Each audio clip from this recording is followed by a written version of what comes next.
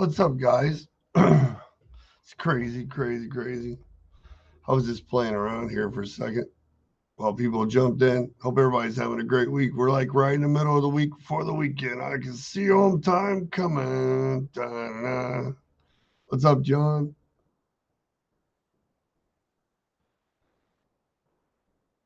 Raising has some heck. Raising some heck. Da-na-da.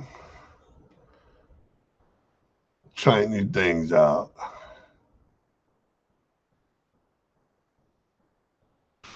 Yeah, so it's going to come on. I'll let some more people pop in if you guys want to share. I wanted to talk. Like, it's funny because I always like coming on, like, whenever what's up, Barbara? And if you guys have any questions, check it out because just like type them in the comments or if you want to say something. Because I know sometimes I get talking a lot, but I really have do really good content that I wanted to give you. And always when we're reading through groups or see stuff or whatever, I always get ideas and I want to come on and like maybe share some nuggets with you guys and give you some opportunity to ask some questions. And I know it's in the middle of the day and everybody's busy, they're getting unloaded or loaded or trying to move trucks, and I get it.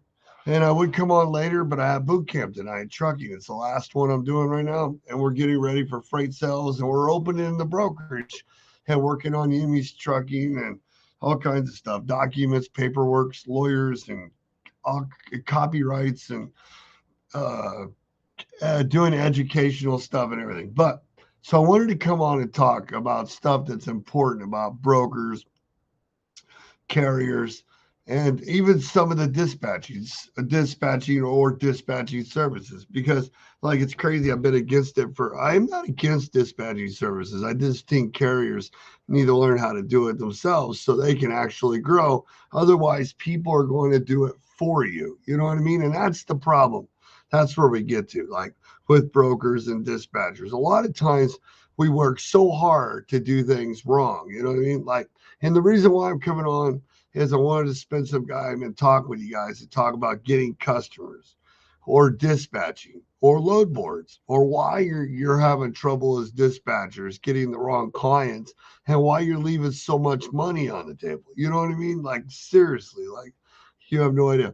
And we'll talk about that here in a second. And then we'll talk about why trucking companies are on the load boards and why my opinion, this is only my opinion. You guys can take it wherever you want, why a lot of people get screwed. You know what I mean? Like, and it comes, it comes like everybody blames it on supply and demand, knowing your market. Maybe it's the areas that you're running. A lot of things come into play.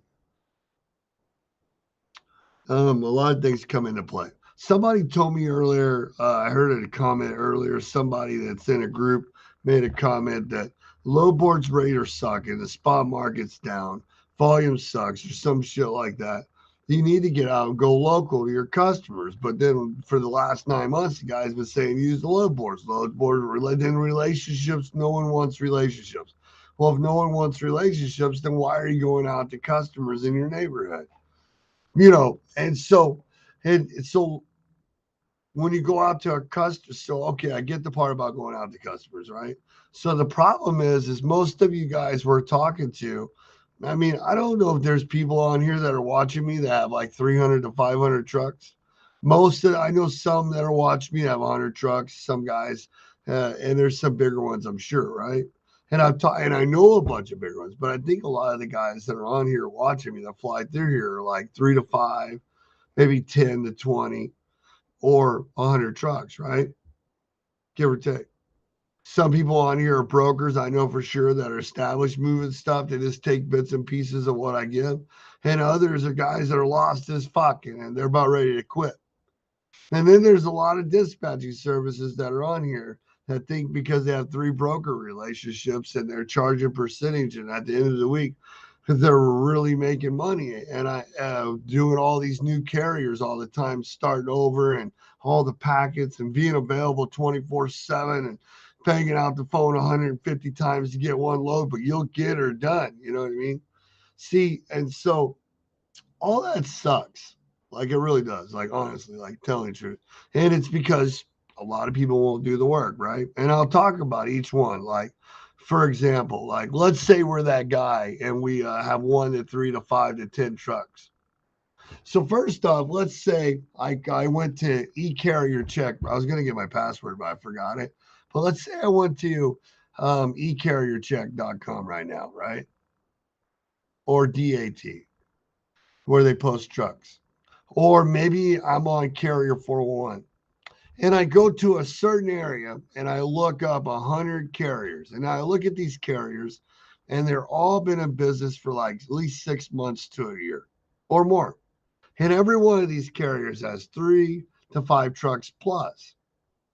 What's the odds if I called 100 carriers and got you on the phone and get it? I know there's two, and I'm gonna first thing that's gonna happen. The guy is crazy. He's talking nuts. His numbers are through the roof. His inflation's out the wall. He runs all over the United States. His safety. I'm not even calling that guy. I'm talking about I'm gonna check the safety score and find guys that are 3 to 5 trucks that live in a certain area near my customers or the customers I want to go. What's up, William?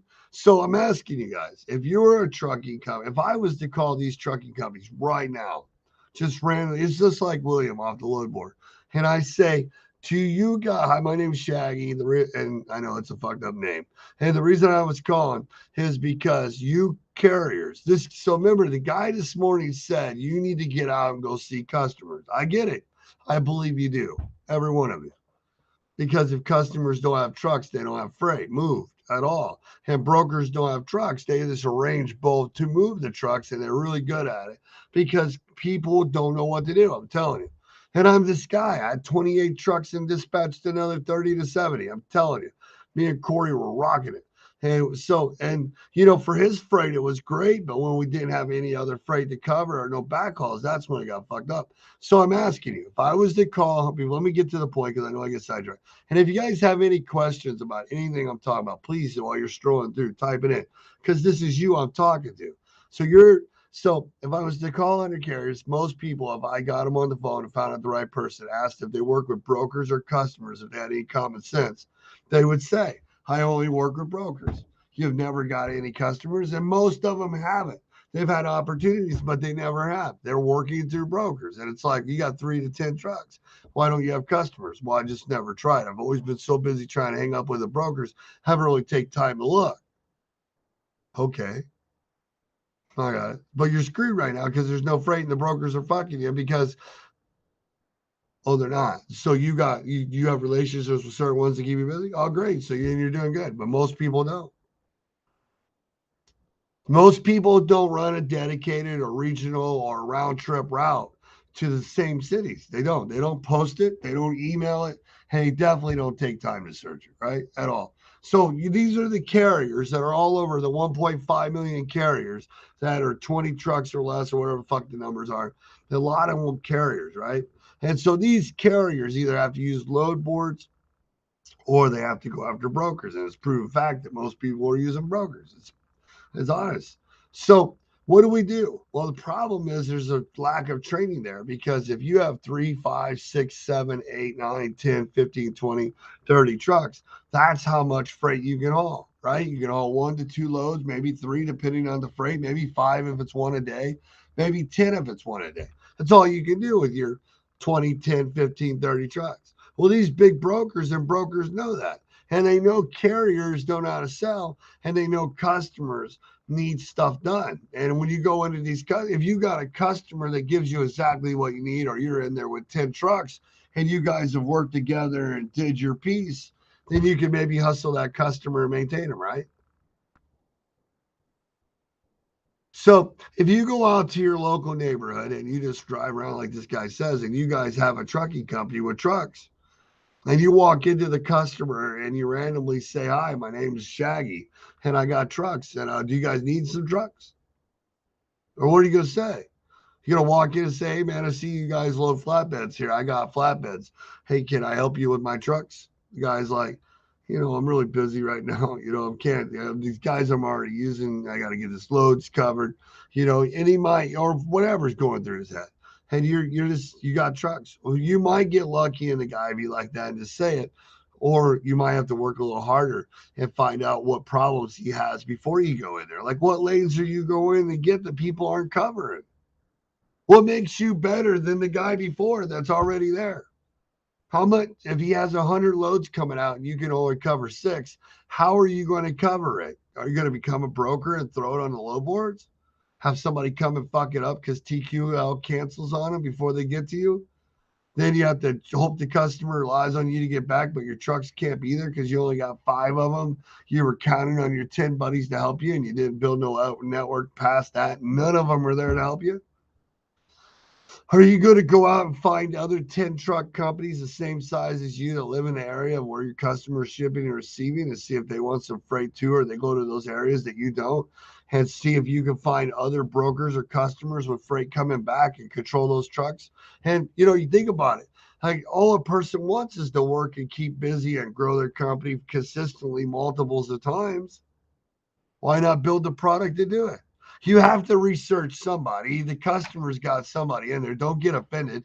Either a broker or a trucking company's there, and you're all mad because you want customers. Well, you're going to take the freight from somebody, stupid. It's not, what do you think? It's just going to be sitting there? Like, you just go grab a bunch of oranges from the store and take off with it because they're there? Or you're going to have to work for it. Be better than somebody else. Get that guy to like you. Let him trust that your equipment's really going to be there on time. You're going to provide service for the rate that you really want. Because the other guy's moving it for cheaper. So why is your trucking company's service better than the guy that moves more loads than you that doesn't have no service? So what are you going to do? You haven't even made it past using brokers yet. And then you haven't even built up a product with brokers because the only product you had died 3 months ago. Now all they sell you is rates, and you better take what you can get. If you don't take it, what do you guys think? I'm doing all the talking. You think that's right? What I just said? You think that's why carriers get manipulated by brokers and they're so confused on what's happening? Of course, some carriers haul cheaper rates than other carriers. Everybody's expense is fucking different. Just because you're worth $4 a mile doesn't mean everybody needs it. Some people want $3.33 a mile and they want it for fucking 50 weeks straight. Not today and tomorrow, motherfucker, or this week and next week. His wife wants it all the time, stupid. Everybody would like to get more. Everybody wants that next customer. But why then why do you get 3 of them and they're taking care of you, right? Why do you get 3 customers or 1 or 2 customers and stop looking for more? Did you think they're going to be around forever, or somebody wouldn't come in and do something you didn't? Or the guy retire or quit and his son come in and he's a numbers motherfucker and says you need to do it this way? But you can't, because you're so strapped in with your 10 company trucks that you had that you never took time to add any owner operators, because the one time you did it, the guy sucked. And you just got lucky you got this far because your orientation only lasted 2 hours. I'm getting sidetracked. I'm just rambling. Everybody's getting tired, falling asleep. It's the middle of the day. So what do you do when the low boards suck as a carrier? How do you get out there? Well, first, you can drive around, but first you need to make sure you network with everybody. Like, go to ecarriercheck.com and do a demo, and then go and log in the town you live in and find all the brokers that are in that area. And they're not all going to deal with your type trailer or your type freight. They may not all even have customers where you want to run.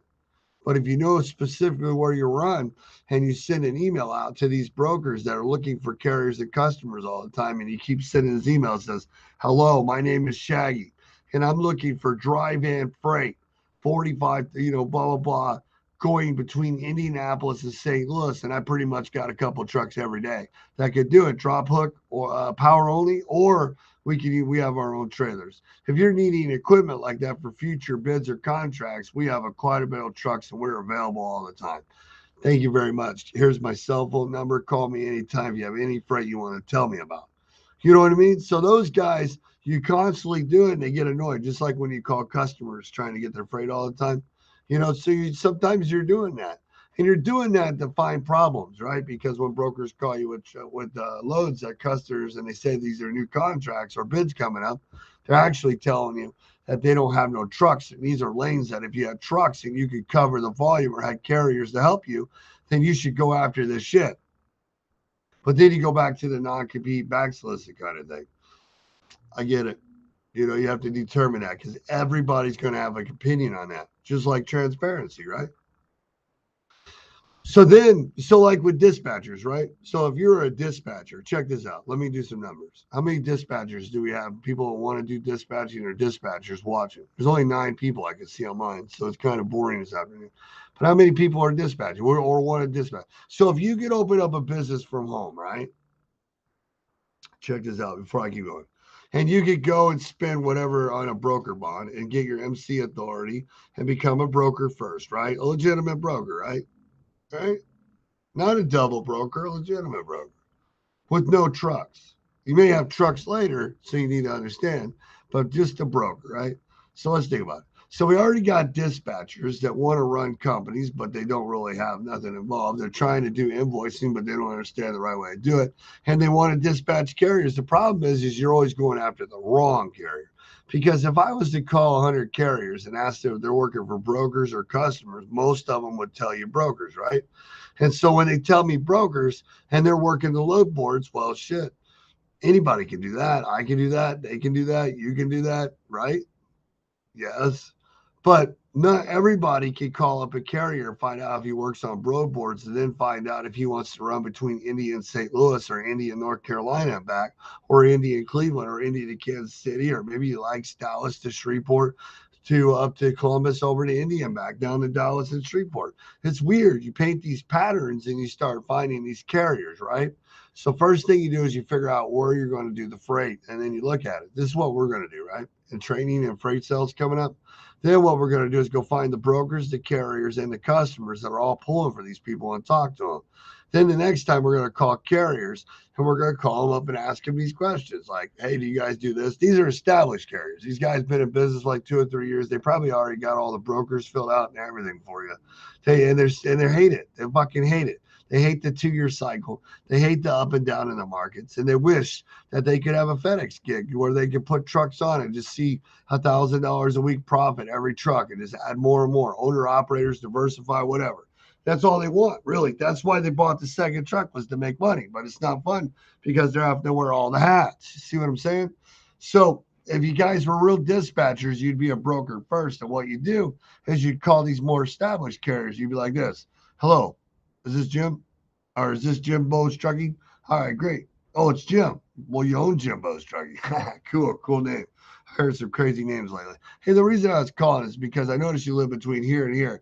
And I was wondering, do you guys work with brokers or you guys hauling direct to customers? Oh, you do have some customers? Oh, no, you work with brokers? No customers? Oh, wait, the third guy.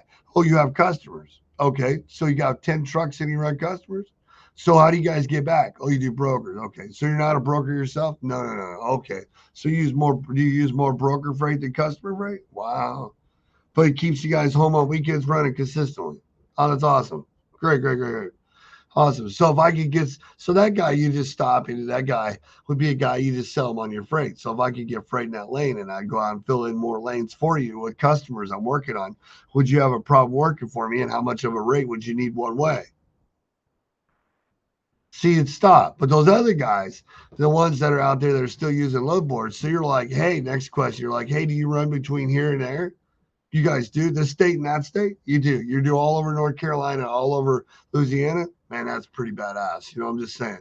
And, and if you dispatcher will learn how to do this because you're a broker, and then what you did before you called these carriers, though, is you already found all the brokers with the loads too, and that they're customers that they're hauling for because you learned how to call brokers and ask more than the 5 5s. When's the pickup? When's the deliver? How much is the load weight? How much? What's the commodity? Or then what do you want to do it for? You know that bullshit. You start asking like, how many often do they have this? How many loads come out a day? What's the value of these loads? You guys have contracts on these loads, man. I never knew this customer's in there. If I brought my fleet of trucks along, would you guys? What's the name of that place we'd be picking up at? That's crazy. Do they have any other customers over there? Do you guys have your own trucks? So they don't do contracts. Do they work with other carriers direct, or does this customer you guys have just work with multiple brokers? Oh, you're the only broker, and that's far out. But you don't have no trucks. Huh. How many loads you do a year with them or a week?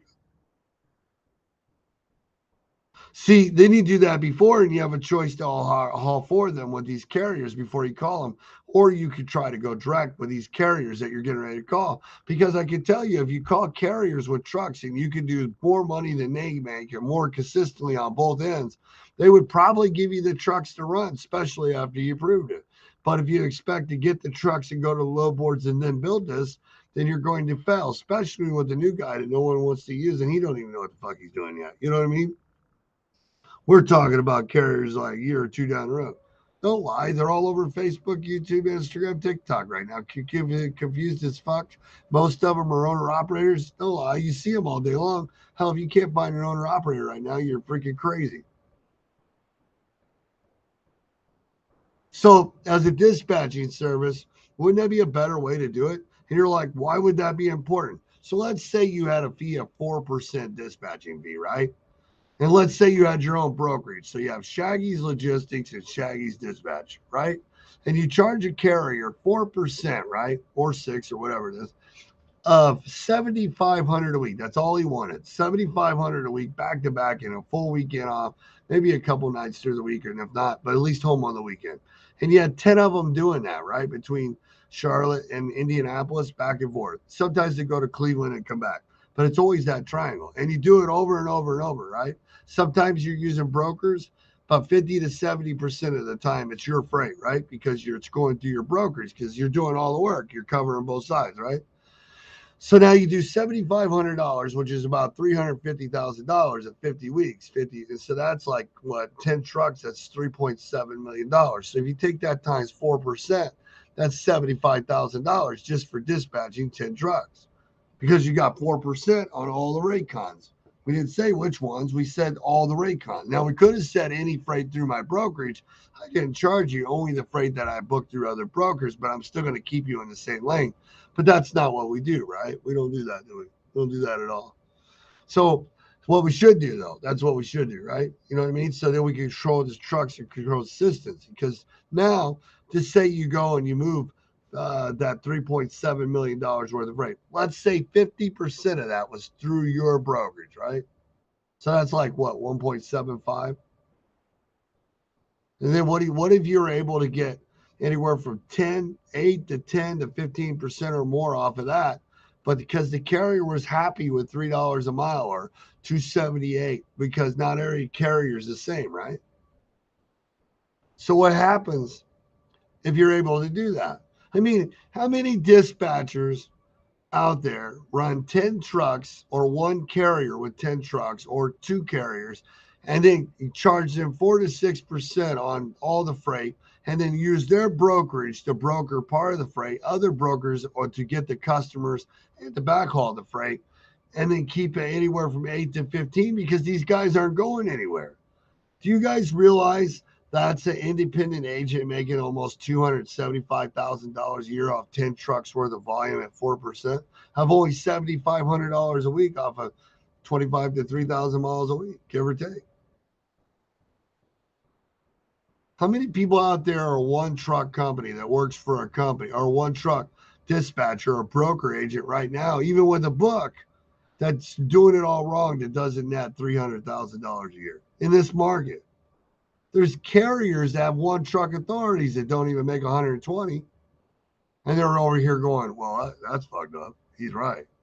Like, did he just say he would run 10 guys that are one truck authority, go out there and do more freight than they do because he's willing to do the dispatching, book the backhauls, find the lanes, provide those trucks to those customers too, and eliminate those brokers because most brokers don't have 300 assets, and they're too busy doing what they're doing to build the relationships with the carriers, to do the dispatching, to call the brokers, to post the trucks, to fill the lanes, to do the work.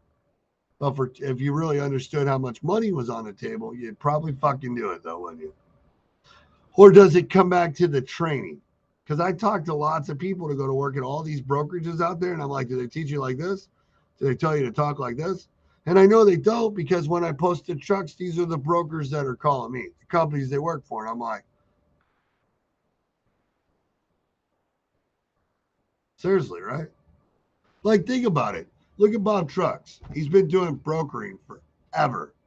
Why, if I'm a dispatcher that knows the system and I'm a broker too, and I get one customer I get a lead on that has freight going from one location to another location. And I know 60% of these carriers I talk to are they're so messed up, they don't know what they're doing. Their monies are so high, their numbers are all off, or it's just that crap. I'm not even going to get into it, right? But I know there's still 40 to 50% out there, half, that if they're missing pieces, they can be fixed, and they just don't understand, right? But they have the capabilities too, and they're in the system already. Most of these guys are 3 to 5 trucks or bigger, right? Those are the ones I want. I don't need the 100 truck companies, but if I could do like 3 to 5 trucks to like 25 trucks, those are the guys I like. Maybe a little more. Those are the carriers I really want to work with because I need 4 of them. That gives me 100 trucks or more. 100 trucks can move a lot of fucking freight, especially if I can find those carriers between 2 locations. 2 locations, right? Two. But why? But will we actually go and find who's moving that freight? What brokers send out the emails to other brokers to investigate when we're a broker to control the carriers to move the freight, or do we just want to go call a couple guys, move some freight, sit back, smoke a cigar, and hope it all works out for the good? People fail. Frank says, don't ask me no questions, and I won't tell you no lies. No one ever asked no questions. I just keep talking. I think they just listen. I don't know. I just don't get it. Anyways, so I don't understand why dispatching companies don't have that kind of setup. And that's what I want to do. Like that's what I'm going to be building. That's like as soon as I hang up. Matter of fact, that'll be some of my next phone calls when I'm resetting up Shaggy's dispatch. You know what I mean? To go along with the Shaggy's Logistics and Associates. And I got to start working on that. It's a plan to see what we can do. See if people will really do the work. Frank says they won't do the work. I think a lot of people don't want to do the work. They don't know how to prioritize. And they don't want to. Everybody wants to have the Benjamins, but no one wants to work for it that is act like it. Or they want to do the work all the hard way, where it's really, you spend twice as much time. Think about how much freight you can move with a little bit of trucks. 10 trucks, 15 trucks to average the 10 that you need. You're looking at $3.75 million worth of freight they can move. So if you get half of that, that's $2.5 million worth of freight moved if you just do half on your trucks. And if you get the right help and you keep networking. So we talked about that. This is the reason why brokers fail, is because brokers can't dispatch. They don't understand trucking. They don't understand all this stuff. They don't understand hours of service, e-logs. They don't understand what a driver goes through. They don't understand, like Frank talks about, being on the road. They definitely don't understand mechanics. Some of them do because they come from the background, but then you fall back onto they understand the difference between a one-truck authority where Frank drives it, or a one-truck authority with Frank's company driver in it, and Frank don't drive, but he's still got to pay his bills now off this one truck. Does every broker understand the process? Frank brings on an owner operator, and now Frank's got to make a percentage. The owner operator's got to make a percentage, and they still got to put this stuff away. See, the difference is, do they even fucking care? Or do they care if people are banging out 100 calls a day until the dumb motherfucker takes it? Does the customer that you're talking about care? Are you going after the wrong customer and you're trying to sell them rates and everybody can do it cheaper? Then maybe if it depends on how many loads they're getting covered too. I mean, if they could do it like that, then you don't think the customer is going to do that if the freight's getting covered? But the freight's not getting covered, then they got to pay for service to get it covered. Like answer the phone, dude. All right, anyways, my phone's blowing up now. It's me, Scooby-Doo. I got to call the boss. My phone's blowing up. So you guys have a good one. Start thinking about it. If the low boards keep sucking, when are you going to start learning how to control your trucking company, diversify, learn how to connect with these people like that have the freight that you want? This shit ain't still moving around the United States for nothing. It's weird. Some customers need trucks like crazy, and there's so much freight, and brokers too, and other ones, it's the total opposite. Isn't that crazy? And that's the difference. Big brokers don't care. People with trucks do. Customers with trucks understand what they're going through. What kind of customers are you going after? And then when you go after those customers as a carrier or broker, how are you going to handle the situation? Do you expect them to lay this out and explain it to you? Post your questions in the comments. We'll go back through, or you guys can call me at 812-870-2039. My cell phone number is right in the corner over there. It's been there the whole time. Hit me up. Call me my cell phone. We'll set up some time to talk. And then we have updates with freight sales coming up, dispatching September 5th. The last dispatching webinar I'm ever going to do so far live is going to be September 5th. Because I'm going to do something else. And the last broker training is September 19th. And then we'll have Shaggy's Logistics by October 1st and into September fully up and running. So guys, be good. Get it signed up for the freight sales so you can change your company, your broker, dispatching, your trucking, or whatever it is, and take it to the next level. Freight sales with e-carrier checks, awesome. It's going to be awesome. And the way you find brokers to find the freight, to understand the markets and the carriers and become their salespeople and then learn how to control them by dispatching, we're going to take it to a new level. A lot of people don't know because they've never experienced so many different things. And so I have, and I've seen them built. So it's going to be kind of fun to put all those years of fuck ups, failures, and watching other people fuck up and fail into one little process and play with it, right? It's going to be really neat. And we're going to do a lot more videos as we do it. We're going to get Frank in on some of these. And me and Frank will be doing our live show again. We got to get this shit back up to like 5,000 and 10,000 people, but we got to get it consistently. So as soon as I'm done here in September, starting like that last week of September, probably the first week of October, me and Frank will get back together and we'll launch a new show where we actually show up and we share it through all the groups and stuff. Maybe it'll be on his cool platform he's talking about, but we'll do it. And we'll have great information every night. And like Frank, he wants to bring on interviews and stuff, and we'll do a bunch of stuff like that. We'll have a lot of stuff. He'll do interviews on his, and if he keeps it going, we'll get it going. But we'll do interviews. He's wanting to bring on people, and I'm wanting to do things, and I'm wanting to do things with the business we're building and go and show you real shit as we do it that Frank will be helping with and all that, him and his son. But, you know, because I'm doing this from the ground floor and about everything I do. It's funny. I talk to these guys, I call Frank. I talk to these guys, I call Frank. And it's crazy. I always get wisdom from everyone. I call other people too, partners and stuff. And it's easy to make mistakes. And when you've failed so many times, but you know, that's some of the greatest people in the world. Build up, make millions, lose millions, make millions, lose millions before they hit it right. And, you know, some people build little pieces where they make millions and they're still making millions. And it's time to do something again. Very truck drivers should be forced to take a basic mechanic course and be disqualified. I agree 100%, man.